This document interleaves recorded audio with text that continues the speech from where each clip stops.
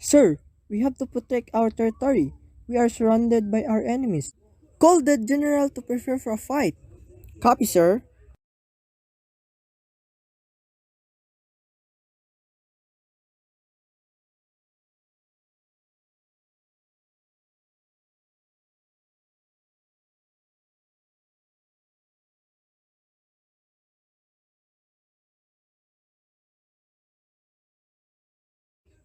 Now, everyone, it's just not a fight for our territory, but for the whole country land and sea and airspace.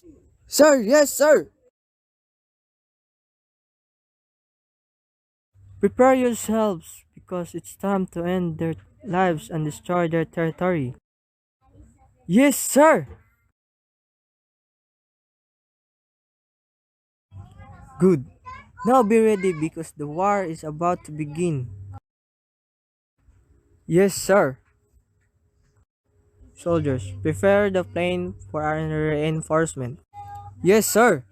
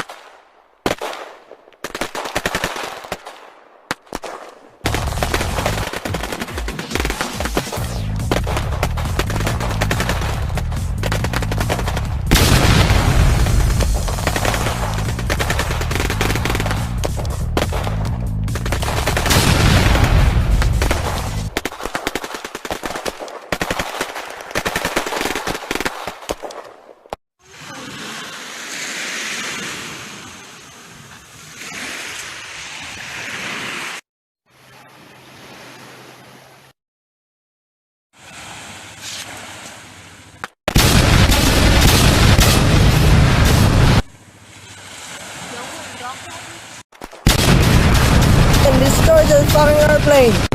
Copy, sir. Copy. Target deploy. Fire! Fire!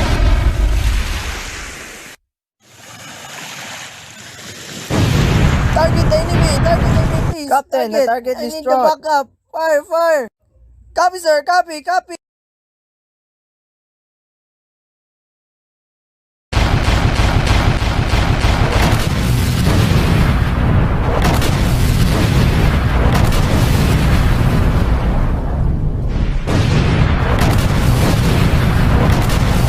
Target accomplished.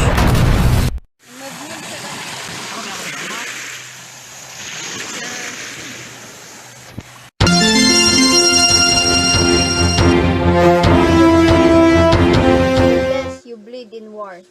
Victory at all costs. Victory in spite of all terror. Victory however long and hard the road may be. For without victory, there is no survival. Victorious warriors win first and then go to war, while defeated warriors go to war first and then seek to win. The harder the conflict, the more glorious the triumph.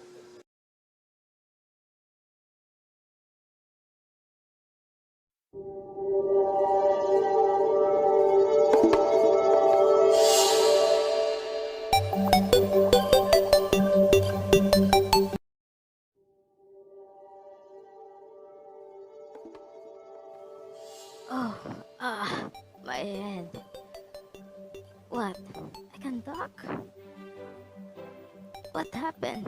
Before I was only conscious. Is this what they call freedom? Oh. Oh my god! Whoa, you scared me there. Wait a minute, I can talk now too? Yes, I think. Just try to sound kind of up my mouth.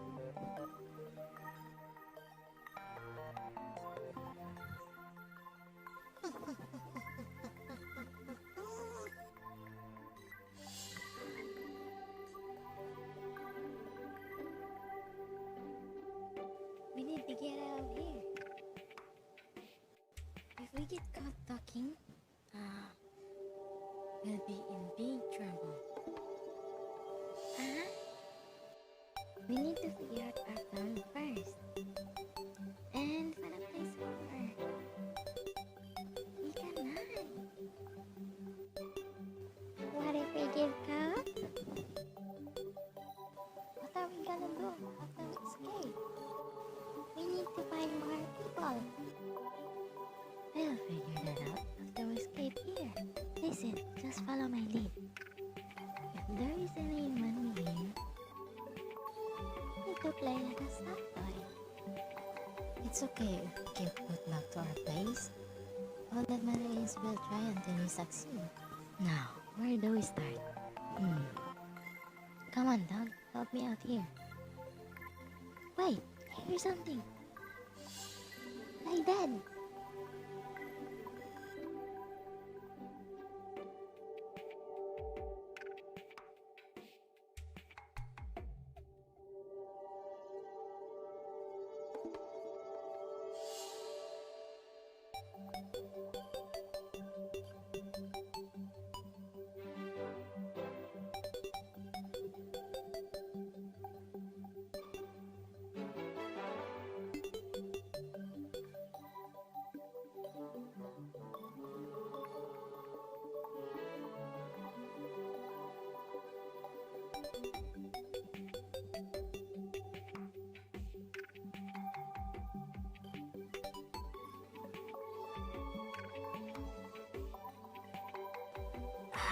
That was nerve-wracking.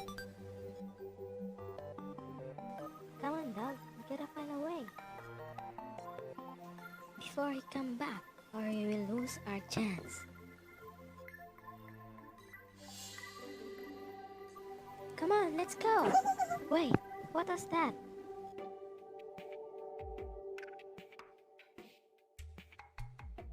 I swear I heard someone giggle.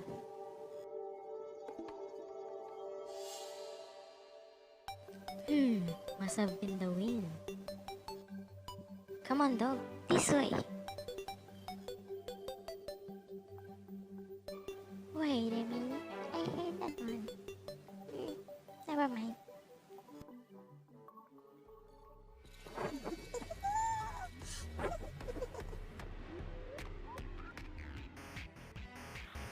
I don't know what's coming their way.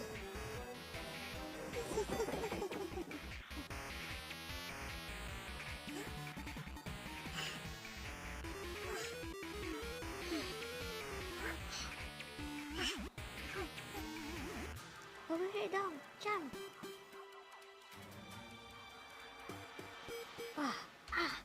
Dog, come on, hurry. Yes, I'm coming. Wait for me. That's a big jump. I don't know if I could do this one, Wolf. It doesn't matter anymore, dog. You don't feel pain. Here it goes. Hurry, before we get caught. Come on, dog, stand up. We gotta get going.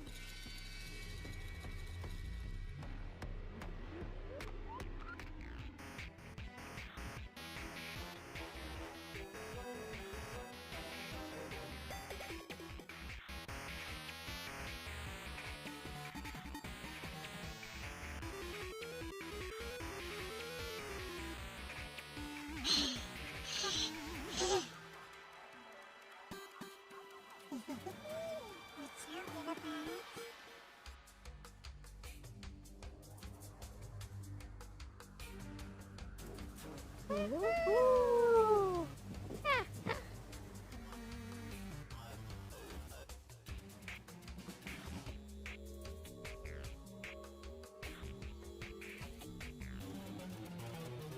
I'm gonna make some noise. One more.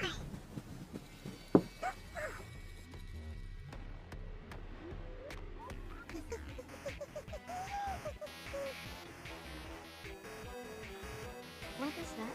The human's coming. Stay dead.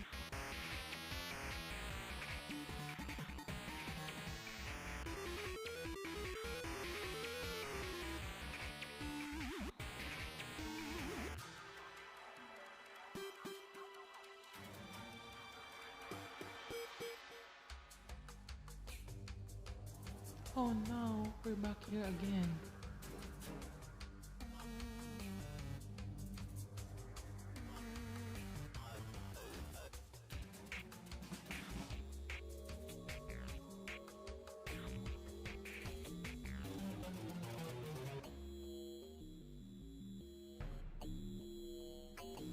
Come, we don't waste no time. Come on. Let's go.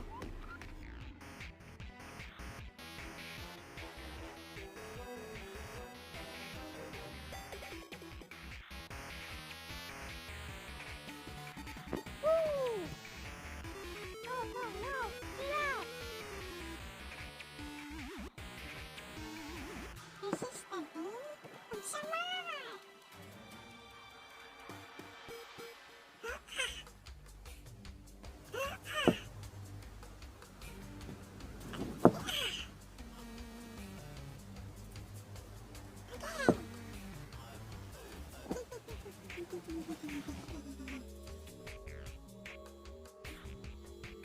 Oh no, we're done for.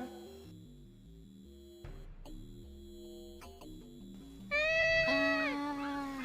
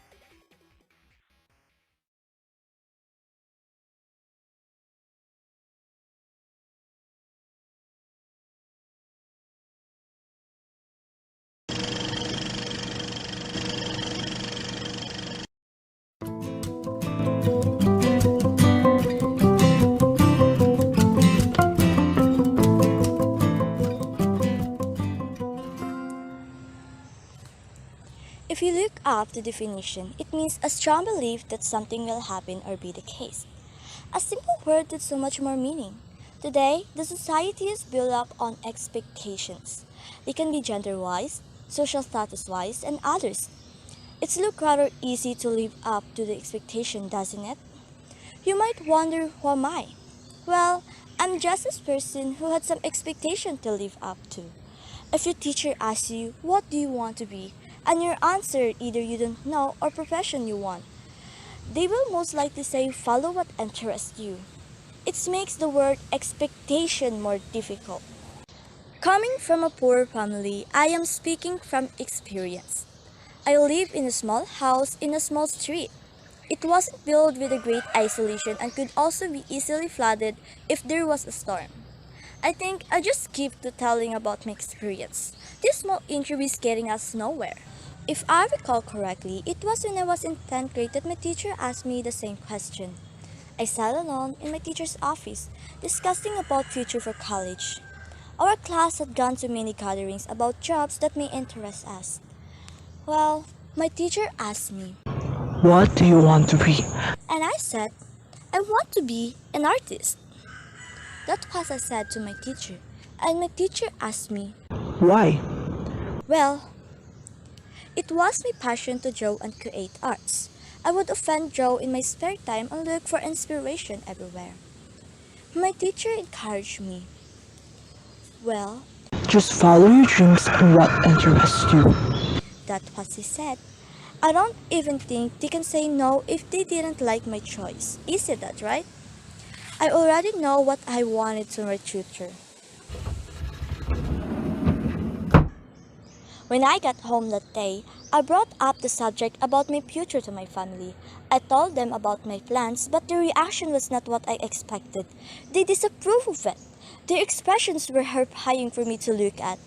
Disappointment was over their face. One would think that parents would support you all the way, but that isn't the case with everyone. They told me that It would be hard to find a stable job as an artist and not to get paid too much. my mom said that You should choose better professions such as doctor, an engineer, or lawyer. I understood why they suggested these specific professions. The professions give people a lot of income. My mom is a stay-at-home mom, while my dad ran a small kiosk beside our house. They only wanted the best for me. Don't even think about becoming an artist. You will do much better with different profession. Was what my dad said before he closed the subject. I thought about what my parents had said, and it made me more confused about what I wanted. My teacher told me to do what I want, but my parents expected me to choose a profession which is considered beneficial. There were only a few days left before we had to send in our application for what university we wanted to go to. The same question ran through my head every single day. Should I or should not to do as what my parents expected me? I didn't want to disappoint my parents. I wanted to help them out so our lives could be better. But it would be mean letting go of my dreams as an artist. The day when I sent the application, I felt a heavy burden was taken away from my shoulders. I feel at ease but held guilt in my heart. My parents couldn't believe my choice and told me, Study hard and work hard to achieve it. once again, I felt a heavy burden in my shoulder. I had to make them proud every day. I worked hard and studied hard. I aced my exam and got top grades, but not without the cost of my social life. Throughout my university years, I spent my time living up to my parents' expectation that I never hung out with my friends and practically lived in my room and library. Now, I am what my parents expected me to become a doctor. Yes, I choose to follow my parents' expectations. I wonder if I succeed to go beyond their anticipations. Sure, I like being a doctor. All the people I met are nice, both child and adult. But I don't feel satisfied with my gain. I wonder how my life would be today as an artist. Would I have a hard time looking for a job, or will I be able to support my family like I do now? I still do artistic things when I can, but with all the load of works in the hospitals, I really find time. I won't lie that I can kind of regret choosing to become a doctor instead of choosing my artist dream. If I could turn back time, I would like to become an artist. But I don't want to see my parents' disappointment faces. Expectations are hard to live up to.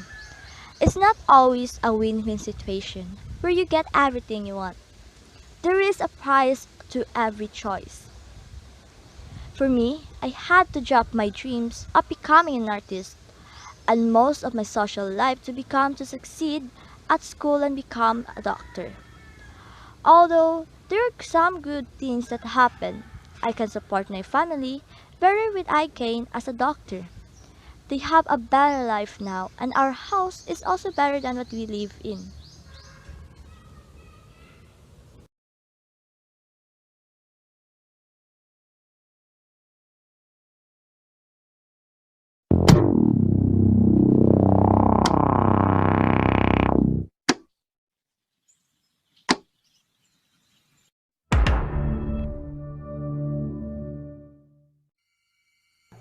Luca, wake up. Wake up, Luca. Wake up! What was that? Oh, my head hurts.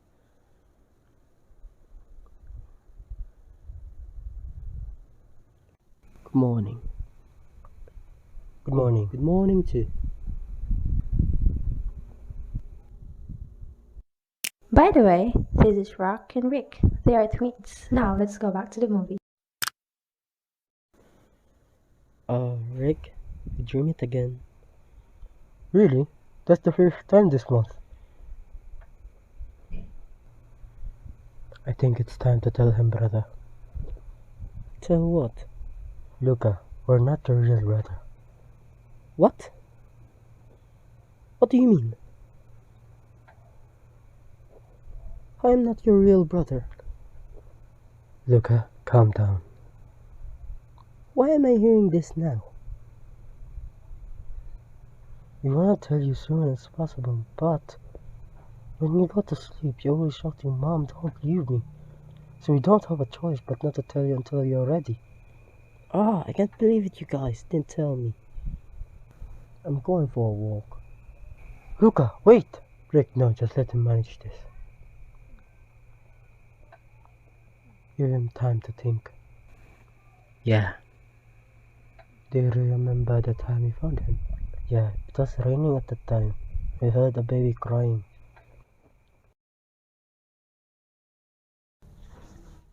Not so long ago, there are two people who fell in love at first sight and have a child. However, the world is against them. But unfortunately, one day they got caught seeing each other secretly. Then the two sides made a decision by separating them. But their love is powerful. They still see each other every night, but the two got caught again. But this time, the poor emperor ordered the men to kill the family. Luca's father died during fighting the soldiers, while his mother and him escaped, and this broke a war. Four soldiers was after Luca's mother, and Luca's mother find the box to hide him and lure the enemy to chase her while Luca is safe. And luckily, their two brothers passed by and heard a baby crying.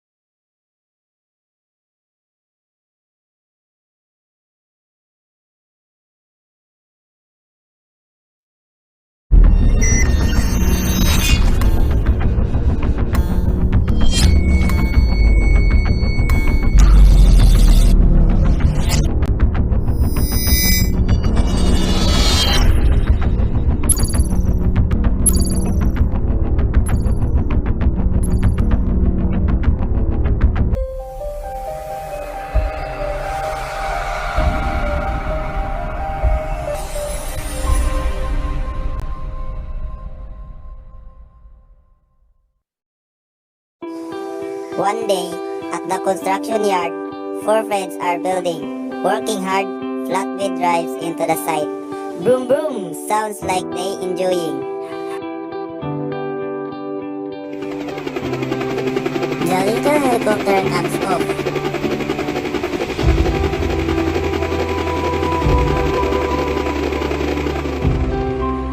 And their surprise. The crew cannot believe their eyes. Four trucks stop and turn and stare at the little helicopter that's sitting there.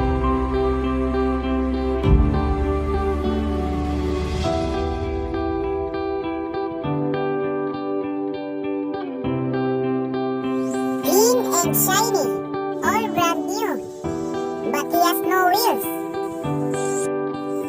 Hello, he says, and greet the group. Wow! Now, who do we have here? I'm a little helicopter. I'm here to pitch in any way to help you guys get done today. I'm here to work, to have a turn. I want to join the team and learn. I'm the new kid on your group. So, is there something I can do? Kid, we have a huge job here. We have a ton of ground to clear. I think, kid, you are just too small to be much help around her at all. The trucks drive off to clear the land.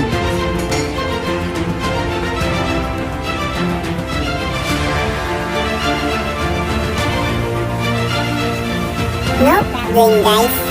I understand. I'll help you out some other day.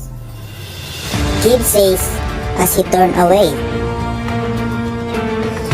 The four truck go back to working hard, clearing the construction yard. 5 minutes later, the one truck began to slip and slide. Now, the truck trapped in the sand, and it's a big trouble. The 3 trucks don't know what to do. But the little helicopter knows what to do. First, he did a rope.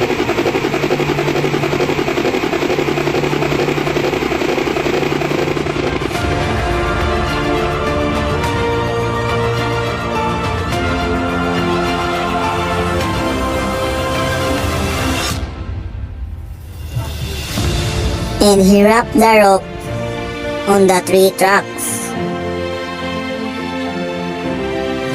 And now, he fly. Kid grabbed the rope and give a throw. Kid get down, brave and sure, and he wrapped the truck, who trapped the sand to secure. Now, everybody, pull! Kids shout.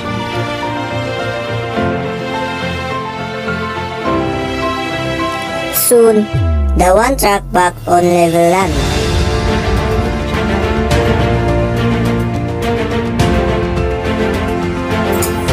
I'm so glad that you're okay. And the 4 trucks start to cheer, to show their thanks for the kid.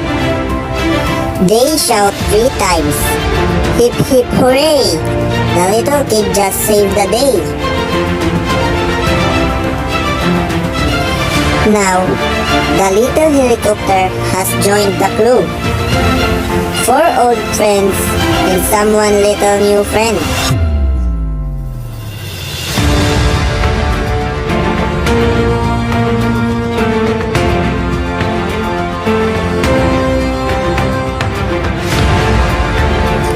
Five friends in the construction yard, big and small, all working hard.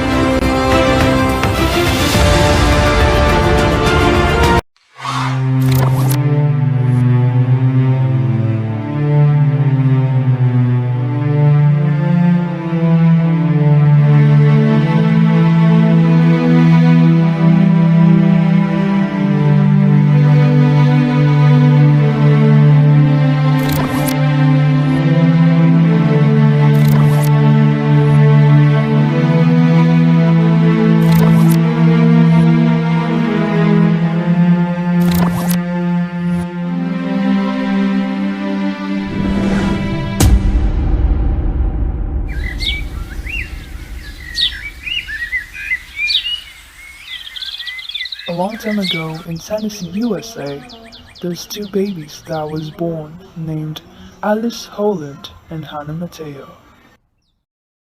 You are the most beautiful thing I ever seen. Oh, my angel, you're so gorgeous. The 2 grew up as very close friends.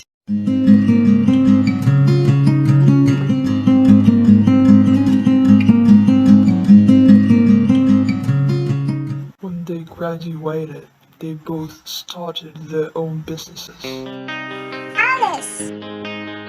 Mom! Congrats, sweetheart. I'm so proud of you. Congrats, Hannah. You always make Mama proud. The 2 is a good start of their businesses, but as the time passes, Hannah's business starts to fall down and is near to bankruptcy while Alice's business is growing, and because of that, Hannah starts to be jealous of Alice being successful.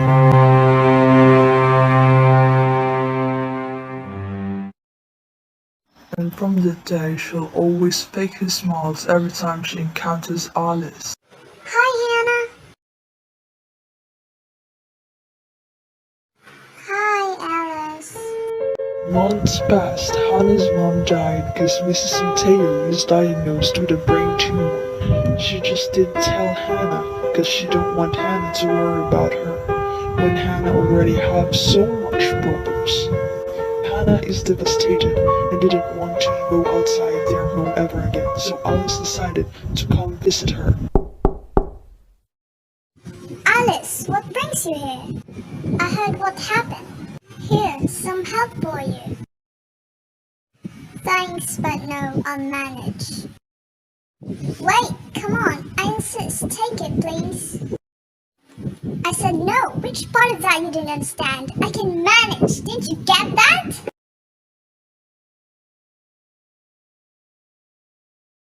I'm sorry. I'm just stressed out. Just leave, please.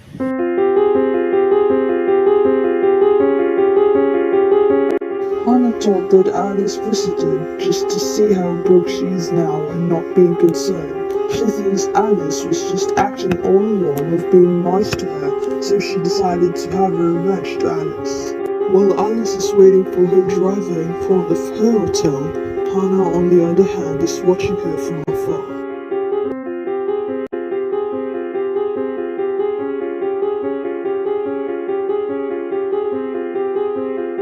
Hannah's plan is to hit Alice by the car she's driving, but instead, Hannah is the one who has accidentally hit by another car.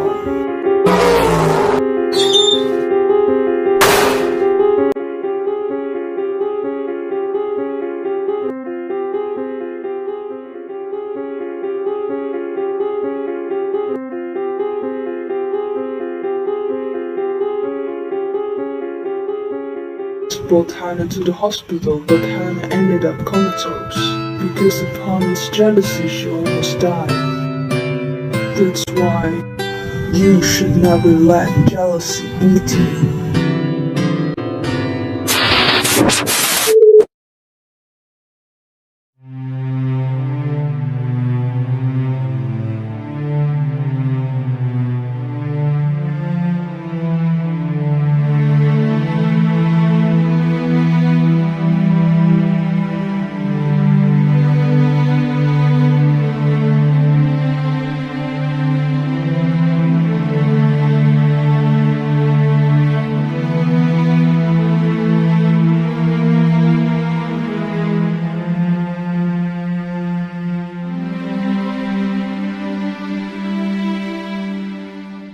Sean was sitting on the beach near the end of the lake. By her side was a basin tied up in a cotton handkerchief. The girl from a big house came and stood still in front of him, staring at him broadly, but he did not speak. "Shani, are you tired?" "Yes, I am very tired. And father's working in the field. I have got to take him his dinner before I go to the field." "Why don't the servant take it?" "Servant? We've no servant. We're not rich people." She had put it there so that he might look smart when he went on to the village.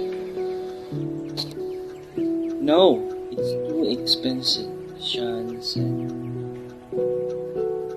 shaking her head. "Rich people have to buy such a lot of things, and to wear fine clothes, and they can have dinner in the field." "My father has his dinner in our room," said the girl. "That's because he's rich," answered she. "And people would talk if he didn't. Rich people can do as they like, as a poor can. And my father lives in a big house," the girl went on, for she was vulgar and liked to boast. "Yes, and it takes up a lot of room. My father's got a whole world to live in if he likes. That's better than a house. But my father doesn't work, said the girl scornfully. Mine does, said Tommy proudly. Rich people can't work, she went on, so they are obliged to get the poor folk to do it. Why, we have made everything in the world. Oh, it's a fine thing to be poor. But suppose all the poor folk died, cried Shan. What would the rich folk do? They can sit in the carriages, but can't rent them, and eat dinners, but can't cook them. And she got up and went his way.